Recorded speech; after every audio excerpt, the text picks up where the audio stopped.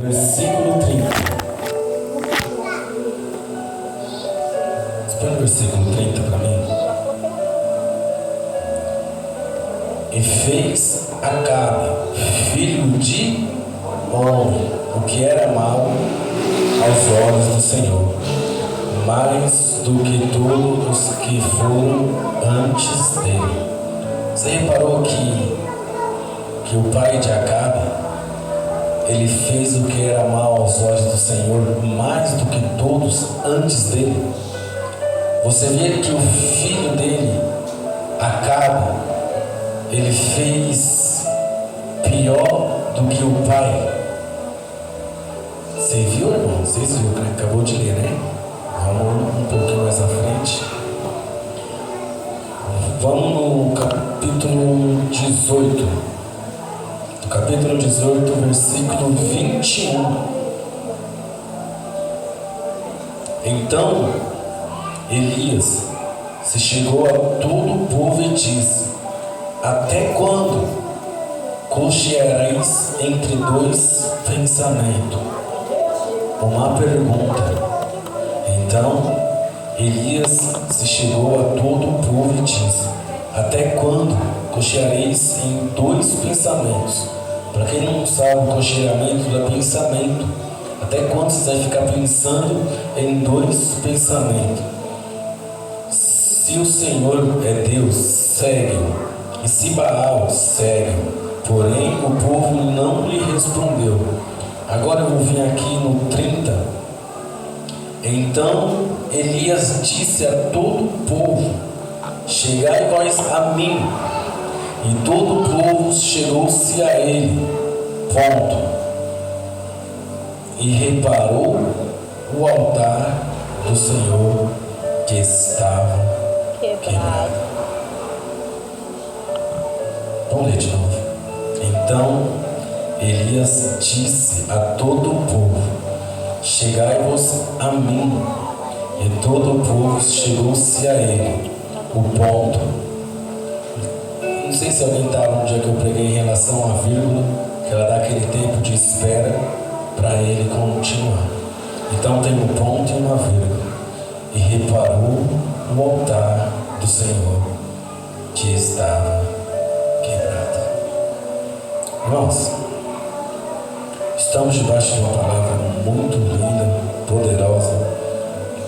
Confesso que eu fiquei alguns tempos estudando ela, e eu vi que o que nós ensinamos para o nosso filho hoje vai gerar amanhã. O que os nossos filhos vê nós fazendo hoje, amanhã ele irá fazer igual. Como assim, mano? Se o teu filho está na tua casa e está vendo aquela contenda com a tua esposa, quando ele chegar no futuro, tiver mais jovem, mais velho, quando ele casar, ele vai olhar e vai dizer: meu pai brigava com a minha mãe, então eu vou brigar com a minha esposa. Ele vai querer fazer igual.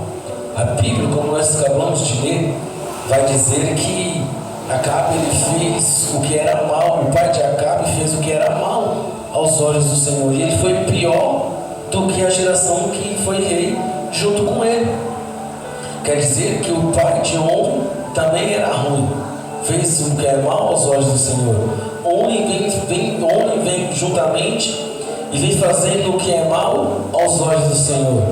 Acabe também chegou para ser rei. Ele reinou 22 anos, mas começou a fazer aos olhos do Senhor o que era errado. Ele se afastou da presença. Ele tirou do altar de Samaria a presença do Senhor. Como, Alain? Primeiramente, que ele fez errado, ele se casou com uma mulher que não era para ele se casar. Ele se casou com Jezabel, uma mulher que perseguia, que corria atrás dos profetas, que matava os profetas. Então chega diante dele Elias olha para Acabe e fala assim: Acabe, durante 3 anos não vai haver chuva em Samaria, não vai haver chuva no mundo. Mas eu estava estudando um pouco mais além. Eu vi que Tiago também vai explicar, Tiago 5,17, vai falar que Elias durou um bom tempo para ele chegar diante de Acabe. Você pode entender e ver a importância da oração. Você pode ver e entender que Elias era um homem que ele era um dos maiores profetas. Mas Tiago vai dizer que ele teve que orar. Tiago vai dizer que ele estava às mesmas sujeitação como nós estamos, as mesmas paixões que nós estamos passando. Como se as mesmas paixões, as mesmas provas, as mesmas tentações, os mesmos algo que poderia entristecer o coração, ele estava passando por isso, ele passava por isso. Mas a diferença de Elias é que ele orava, é que ele procurava intimidade com Deus. Mas Tiago diz que ele era igual a nós. Tiago vai dizer que não era diferente de nós. O que nós sentimos hoje, Elias também sentia. O que nós passamos hoje, Elias também passou. Aleluia. Mas a diferença de Elias é que ele orava. E Tiago vai dizer que ele orou. Ele foi orando para chegar diante a Acabe. Mas a profecia já está cumprida. A profecia já está feita.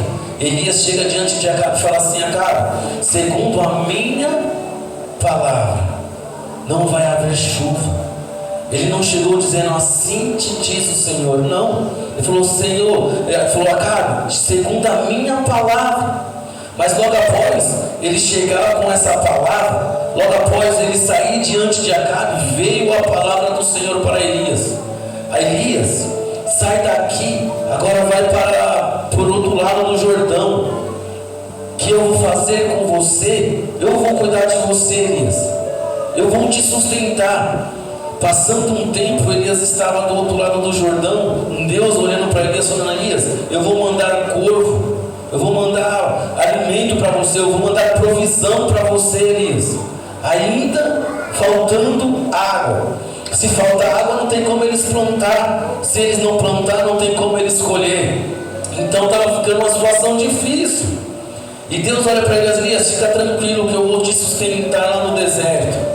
Deserto, às vezes nós achamos que é para a morte, mas tem deserto que é para a nossa melhora. Tem deserto que Deus ele habita no cenário que nós estamos. Mas agora Elias, acabou a água no riacho que Elias se encontra.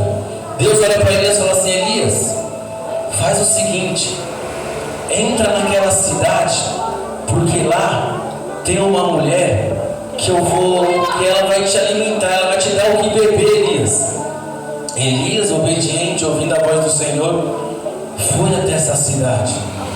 E a Bíblia vai dizer que Elias, chegando nessa cidade, ele avista uma senhora. E ele avistando essa senhora, ele olha para a senhora e fala assim: tem como a senhora me dar um copo de água? Tem como? A mulher foi buscar. E quando essa mulher foi buscar essa água, a Bíblia diz que Elias ele grita: faz o seguinte, traz também um punhado de pão para nós comer. Eu naquele momento tinha olhado para esse profeta, tinha xingado: mas que profeta folgado, além de água ainda quer pão para comer. Mas essa mulher entendia que Elias ele era um profeta. Ela olhou para Elias e falou assim: eu juro pelo meu Senhor que eu não tenho. O que eu tenho, o que eu colhi é para mim e para o meu filho. E depois que nós comermos isso aí, nós vamos morrer, porque não tem mais. Quem lembra da profecia de Elias? Que não havia chuva. Então se não tem chuva, não tem como plantar. Se não tem como plantar, não tem como colher. Mas essa mulher olha para Elias e diz essa para Elias: Elias, eu não tenho. O que eu tenho aqui é só para mim e para o meu filho. E Elias olha e diz assim: traz o que você tem. Imagina uma situação dessa. Vendo a situação que se encontrava. eu ia pegar a única farinha que tinha, o único pão para dar para o profeta. Vamos entender e vamos ver que essa mulher, ela depositou a única coisa que ela tinha aos pés do profeta. Ela depositou aos pés do profeta o único pão que ela tinha. Mas ela foi fiel ao profeta. E a Bíblia vai dizer que Elias olhou e disse assim: assim te diz o Senhor, que a farinha não vai faltar, e a botija também não. Você vê aonde foi a fé dessa mulher? Você entende que uma situação que aquela mulher se encontrava, a provisão que veio para ela, lembra que não tinha água, não tinha chuva, não tinha como plantar. Da onde que veio a farinha e o azeite? Provisão de Deus, irmãos.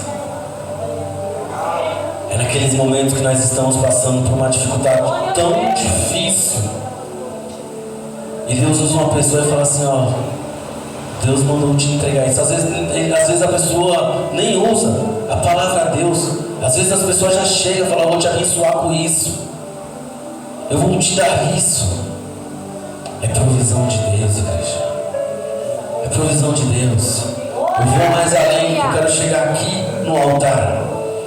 Aí a Bíblia vai dizer que a mulher comeu com os seus filhos, com sua família. Mas agora o filho dessa mulher, ele chega a morrer. O filho dessa mulher, dessa viúva, chega a falecer de tão doente que ele se encontrava. Essa mulher chegou diante de Elias e falou assim: que mal eu fiz para você, Elias? Que mal eu fiz para você, profeta? Tem trago uma desgraça para minha casa? O meu filho morreu. Meu filho está totalmente doente, ele está morto. Elias olha para essa mulher e fala assim: traz seu filho aqui. Traz o teu filho aqui. E a Bíblia vai dizer que Elias pegou o menino no colo, levou para o quarto de cima, e novamente ele orou.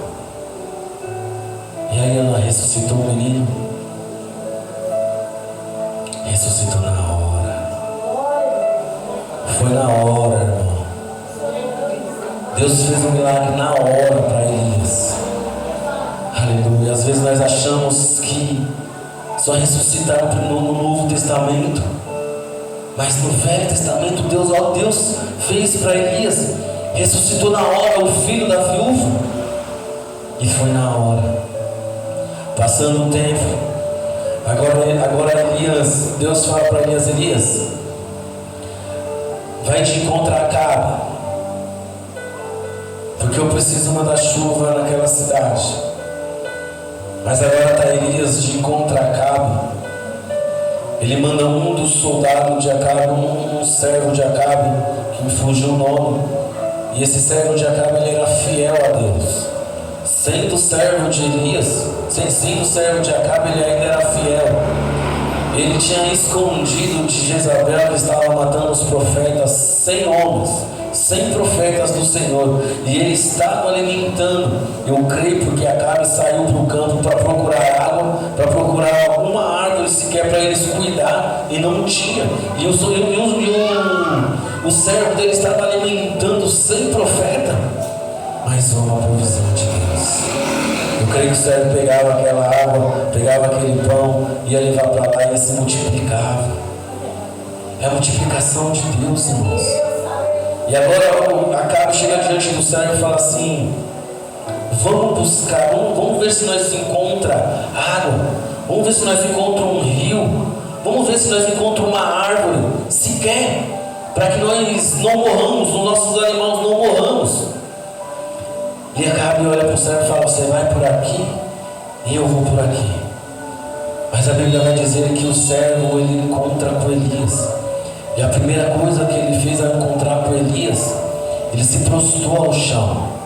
Ele desceu: tu és Elias? E Elias disse: eu sou. Aleluia. E o profeta Elias olha para ele e diz assim: vai até o rei Acabe, fala que eu quero ver. Rapidamente o servo foi de encontro ao rei Acabe. Rei Acabe, Elias disse que quer te ver. Rapidamente saem os dois, creio, com um cavalo cavalgando, e foi de encontro a Elias. Elias olha para Acabe e Acabe olha para Elias e fala assim: é tu, Elias, o perturbador de Israel? Elias olha para ele: eu não sou o perturbador de Israel. Você não deixou de fazer os mandamentos do Senhor. Você deixou de fazer aquilo que o Senhor queria. Você pegou a Jezabel, deixou a Jezabel matar todos os profetas do Senhor. Você desfiou o mandamento. Mas agora a Bíblia diz que Elias olha para Acabe e fala assim: chama lá os seus 450 profetas de Baal e vamos no Monte Carmelo, e lá nós vamos preparar um altar,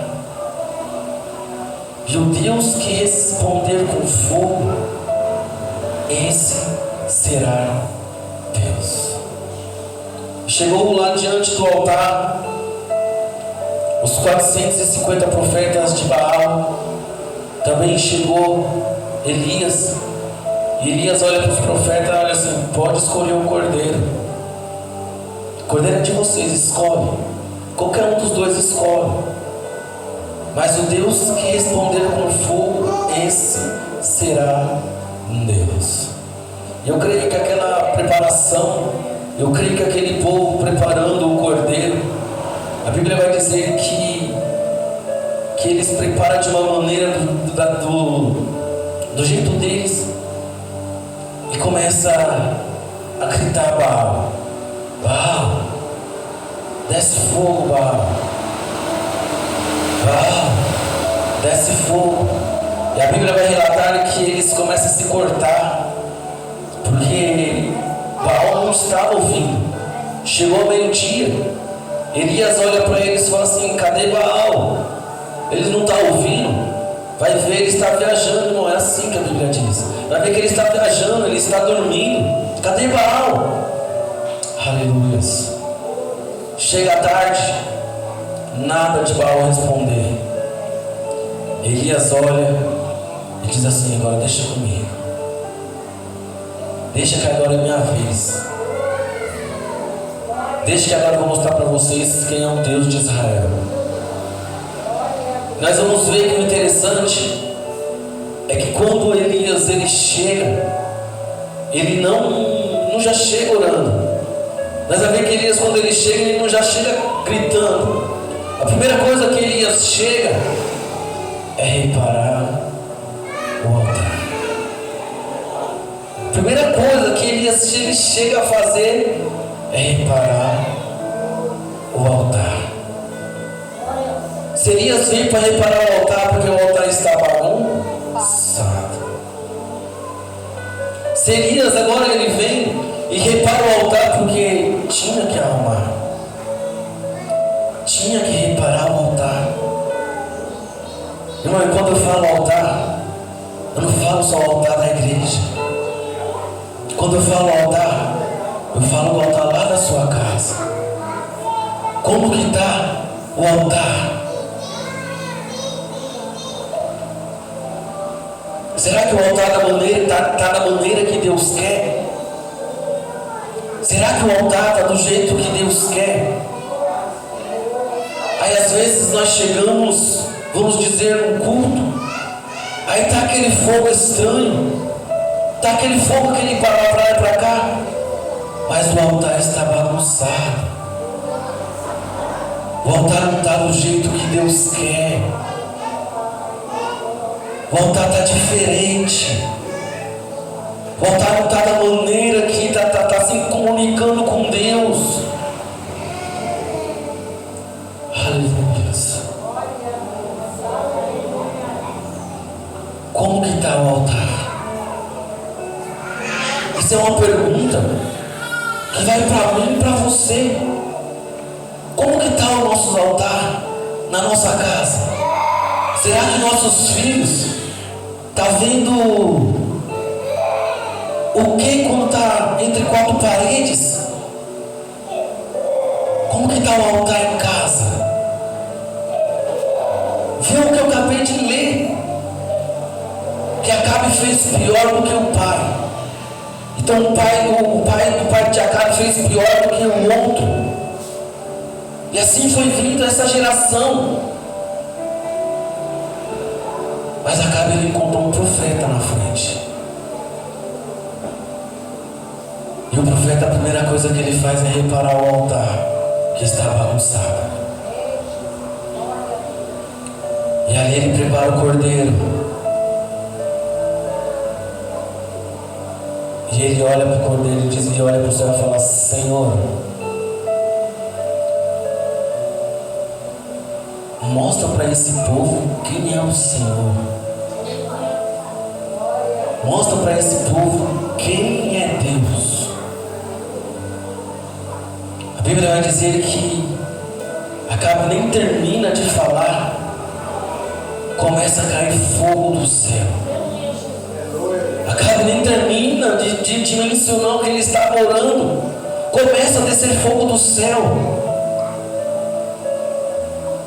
Aleluia. E aquele povo que foi via Acabe se prostraram diante de Deus. Aquele povo, ele entendeu que com o altar bagunçado não adianta ter fogo estranho. Que com o altar bagunçado não adianta fazer da maneira que quer. Que do altar bagunçado não adianta louvar da maneira que quer. Eu vou colocar um temperinho nessa salada. Que adianta você ficar o dia inteiro louvando, escutando música circular, escutando música do mundo, chegar aqui, não dobrar o joelho nem um minuto e depois começar a pular. Do que adianta? Altar bagunçado. O que adianta passar o dia inteiro, a noite toda na Netflix e não ter um tempinho de pegar a Bíblia e estudar um pouco e chegar aqui, não vai sair nada, porque tem que reparar o altar. O que adianta nós chegar em casa, bater boca com a nossa esposa, bater, sair na mão e chegar aqui na igreja querendo ensinar algo? Não adianta, porque não vai descer fogo do céu. Não adianta, porque não vai adiantar de nada. Vai ser somente uma pregação vazia. Vai ser somente um louvor vazio. Aleluia. Não adianta nada, irmão. Nós não estudar para querer ensinar, não adianta. Não adianta. Quem estuda sabe, se você não estudar e for fazer uma prova, vai sair tudo errado. A mesma coisa se for louvar, irmão, se você é cantor, se você não ensaiar e se for cantar, vai sair tudo errado. Tem que se ensaiar, tem que estudar. Tem que estudar. Eu sei que às vezes nós pegamos a palavra dá sono, ninguém também dá sono, irmão. Vai para louvar, também dá, irmão. Mas nós temos que ser persistente. Vencer o sono. Lembra quando Pedro estava com Jesus no Getsemane, que ele olha para Pedro e fala: a carne é fraca, mas o espírito é forte. Jesus está querendo dizer: vence quando a carne fala que não. Você vencer quando a carne olha e fala assim: vai dormir.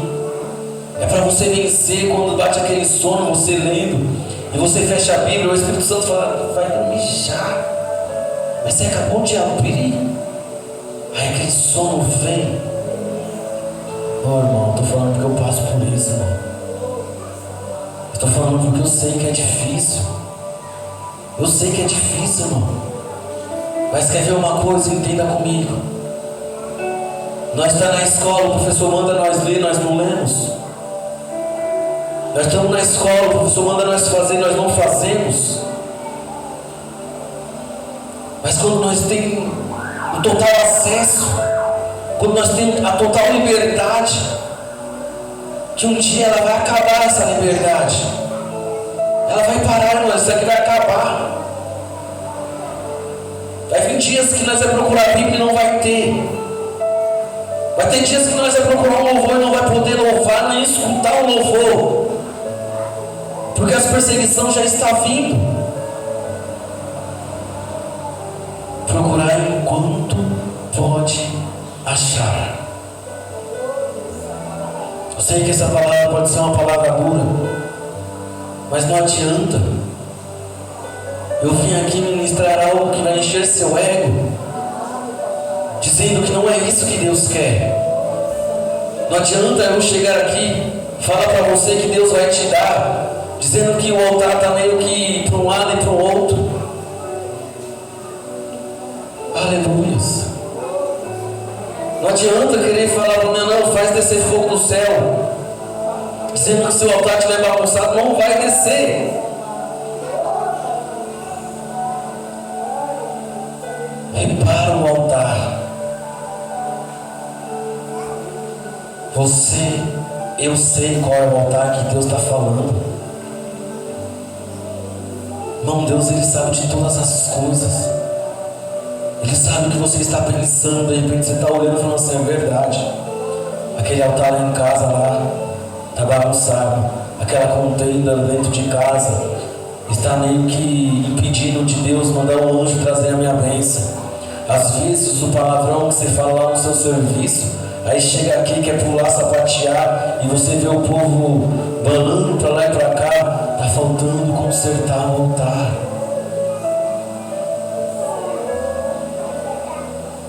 É isso que Deus quer. Se coloca de pé, irmãos. Às vezes Deus traz uma palavra poderosa dessa, as pessoas não estão nem aí. Entra pelo lado, sai pelo outro.